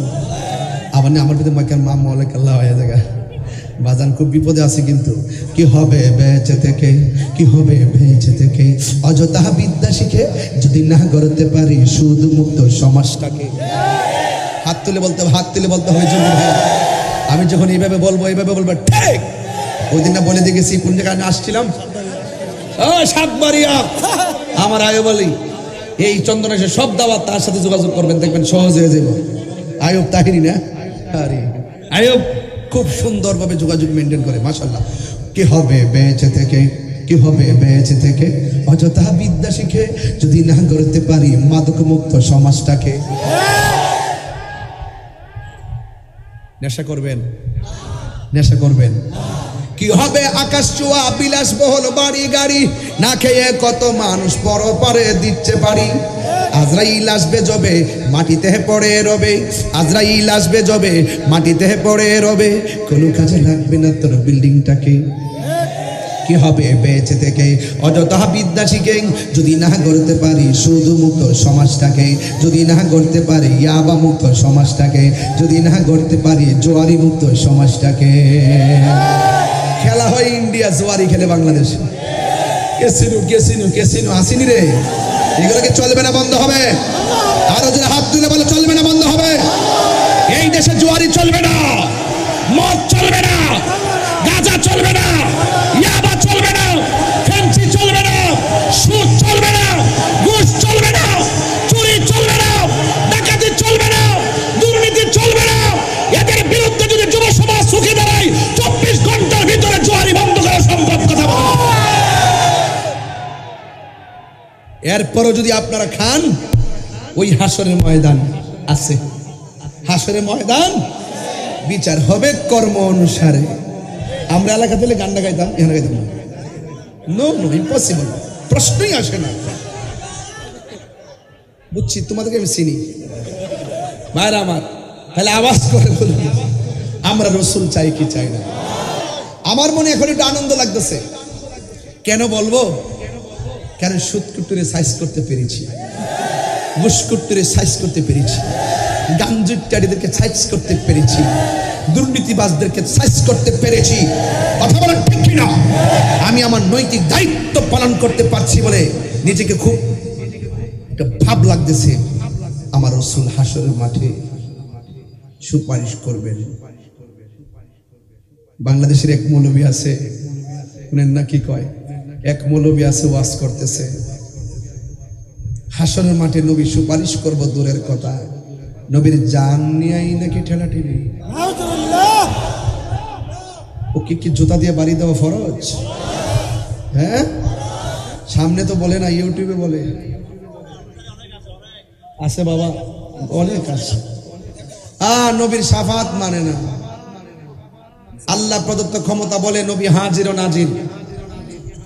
আল্লাহ প্রদত্ত ক্ষমতা বলে নবী গায়েবের খবর দেনেওয়ালা। আল্লাহ প্রদত্ত ক্ষমতা বলে রসুল সুপারিশ কারণেওয়ালা। কথা কোন ঠিক কিনা? শুধু নবী না, আরেকটা দলিল দেওয়া যায়, কাজে লাগবে। ইয়াশফাউ ইয়াউমাল কিয়ামাতি সালাসাতুল আম্বিয়া ওয়া সুম্মাল উলামা ওয়া সুম্মা শুহাদা। হাসরের মাঠে 3 শ্রেণীর মানুষ সুপারিশ করবে। 1 নম্বর নবীগণ, 2 নম্বর শহীদগণ, 3 নম্বর আলেমগণ। পারলে উল্টাও, দলিলটা দেখি, সাহস আছে নাকি? আর রাসূল বলছেন শাফাআতি লি আহলিল কাবাইরি মিন উম্মতি। হাদিসে মুতাওয়াতির কিন্তু, অস্বীকার সহিহ হাদিস কিন্তু। রাসূল বলছেন আমার উম্মতের মধ্যে যারা কবিরা গুনাহ কইরা ফেলাইবো কিন্তু ভিতরে ঈমান ছিল, এদের জন্য আমি রাসূল সুপারিশ করব। সুবহানাল্লাহ। আরো বড় করে বলো না সুবহানাল্লাহ। এই জন্য আমরা নবীর সুপারিশ চাই কি চাই না? আরো বড় করে চাই কি চাই না?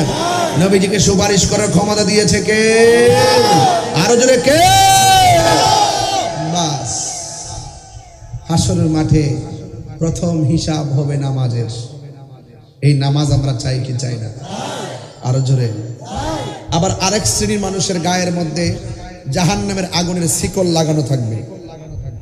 রাসূল জিজ্ঞেস করবে আল্লাহ ওরা কারা? ওরা হলো দুনিয়ার মা বাবার অবাধ্য সন্তান। ওয়াদা করেন আজকে থেকে কোনোদিন মা বাপরে কষ্ট দিব না। রাজি আছি সবাই? আমার রাসূলকে আল্লাহ পাক একটা সিংহাসন দিবেন হাশরের মাঠে। আচ্ছা বাবা, ওই সিংহাসনের নামটা কি? মাকামে মাহমুদ। এটা আজানের দোয়ার মধ্যে আছে কিনা? আল্লাহুম্মা রাব্বা হাযিহি দাওয়াতি তাম্মা ওয়া সালাতিল কাইমা আতি মুহাম্মাদানিল ওয়াসিলাতা ওয়াল ফাদিলা ওয়াদ দারাজাতুর রাফিআ ওয়া বা'আসহু মাকামান মাহমুদ। মাকামে মাহমুদ আছে কিনা? আচ্ছা বলেন তো, মাকামে মাহমুদটা নবীজিকে দান করবেন কে? আল্লাহ। আচ্ছা কেন দান করবেন? আসেন, আমাদের জন্য নামাজ হলো 5 ওয়াক্ত। কয় ওয়াক্ত? নবীর জন্য আরেকটা নামাজ ছিল অতিরিক্ত, ওয়া নাফিলাতাল লাকা আসা আইয়াবআসাকা রাব্বুকা মাকামাম মাহমুদা। ওই তাহাজ্জুদ নামাজের বদৌলতে আল্লাহ পাক নবীজিকে একটা সিংহাসন দিবে। ওই সিংহাসনের নাম হলো মাকামে মাহমুদ। ওই মাকামে মাহমুদের গোড়ার মধ্যে রাসূল সেজদা দিয়ে কাঁদতে থাকবেন। আরেক জাহেলে মুরাক্কাব বলতেছে নবী নাকি হাসরের ময়দানে নাকি নবী বলবেন, আমার নেকের পাল্লা ভারী হয় নাকি বদরের পাল্লা ভারী হয়, নেকের পাল্লা ভারী হয় নাকি বদরের পাল্লা ভারী হয়। এখন কিন্তু তারা একটু লুকায়ে গেছে, কারণ তাদেরকে প্রোটেকশন যারা দিত এরা ভাগন্তিতে আছে। একটা বেয়াদ্দব আছে, এটা এখন জেলের ভিতরে আছে। এই বেয়াদ্দবটাই ওদেরকে ফাইল্লা রাখছে। বারবার বলছিলাম, সতর্ক করছিলাম, কথা কোন ঠিক না বেঠিক? এই বেয়াদ্দবটা ওই গ্রুপটা পাল্লা রাখছিল। আমি বলছিলাম যে এই সময়টা আসতেছে, তোরা সামনে কথা বলতে পারবে না। আমি দেখছি যে তারা জাইন্না ওই বাহিরে একটা এজেন্ডা বাস্তবায়ন করতে যাইয়া ইসলামটার ভিতরে বাপ দশা লাগাই দিচ্ছে। কথা বলেন ঠিক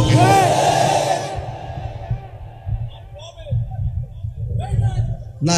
এরা ওয়াহাবি না, এটা আহলে হাদিস। এরা আহলে হাদিস। আমরা সুন্নিরা আহলে কুরআনও না, আহলে হাদিসও না। আমরা হইলাম আহলুস সুন্নাত ওয়াল জামাত।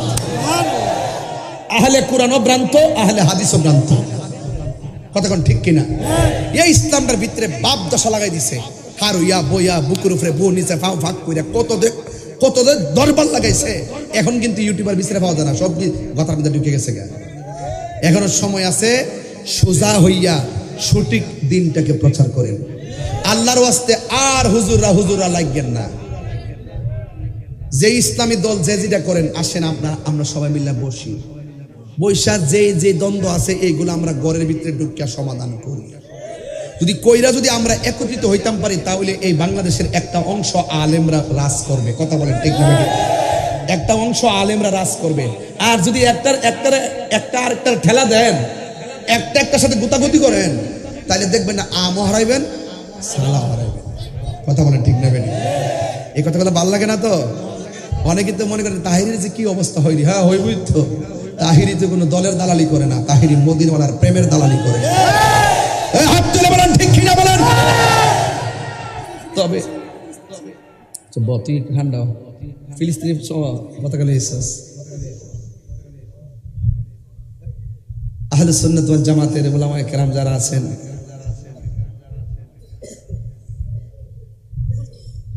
আমাদেরকে তাকান, গুরুত্বপূর্ণ কথা বলতেছি।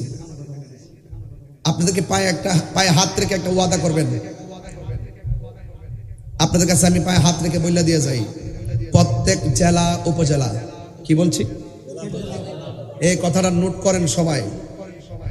আহলে সুন্নাত ওয়াল জামাতের সকল সৈনিকদেরকে বলছি, অবস্থার আলোকে বলছি, নিজেদের অবস্থানকে জানান দেওয়ার লক্ষ্যে বলছি, নিজেদের অস্তিত্বকে টিকে রাখার জন্য বলছি। আপনারা প্রত্যেক জেলা উপজেলা, ইউনিয়ন এবং ওয়ার্ড সকলে ঐক্যবদ্ধভাবে কমিটি করুন।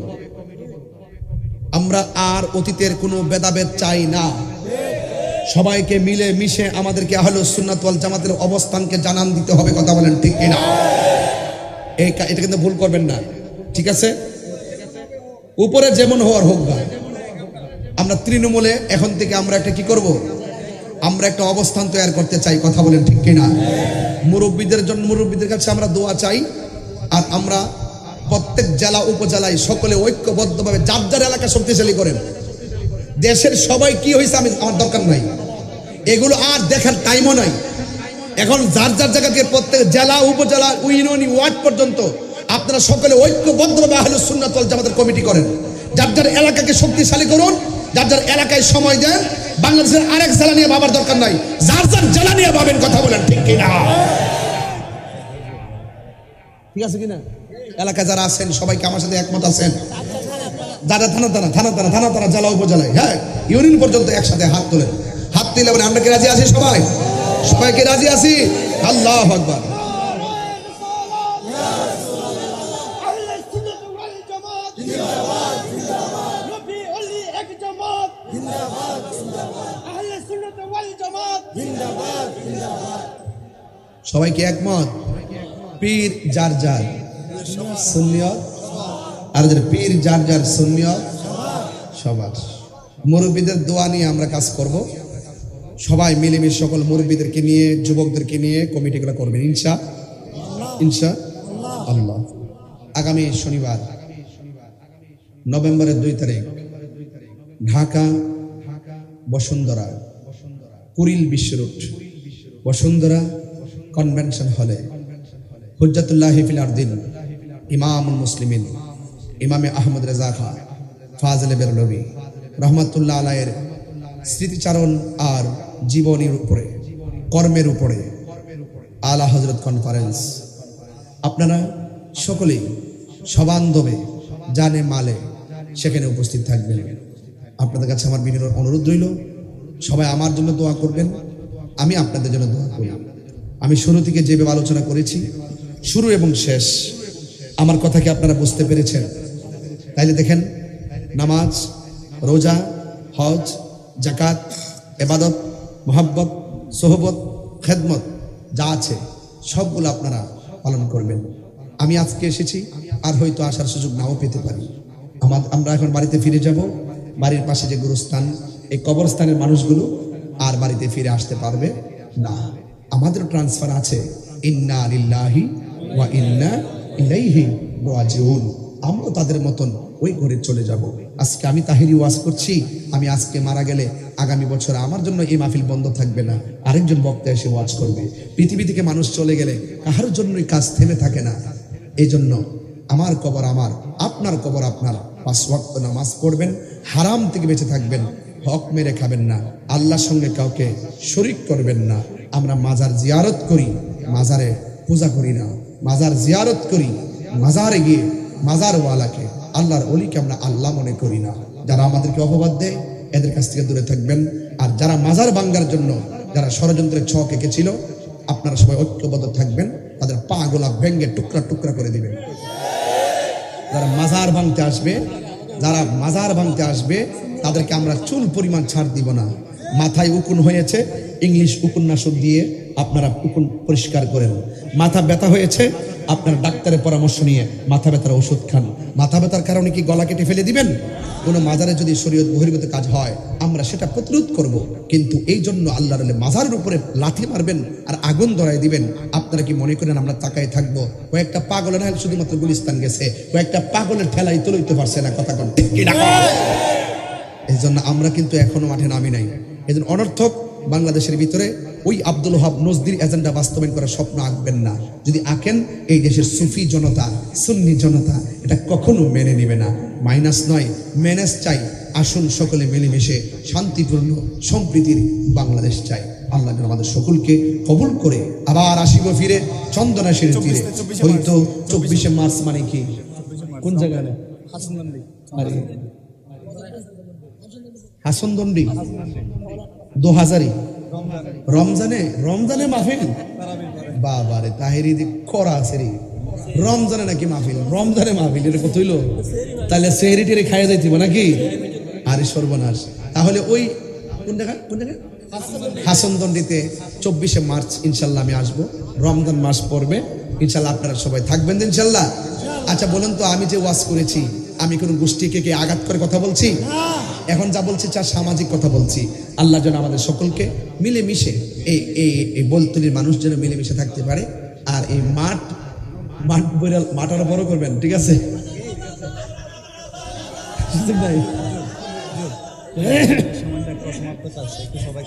আজান দিতে হবে, আজান দিলে চলবে নাকি নামাজও লাগবে? এই নামাজ লাগবে কিনা?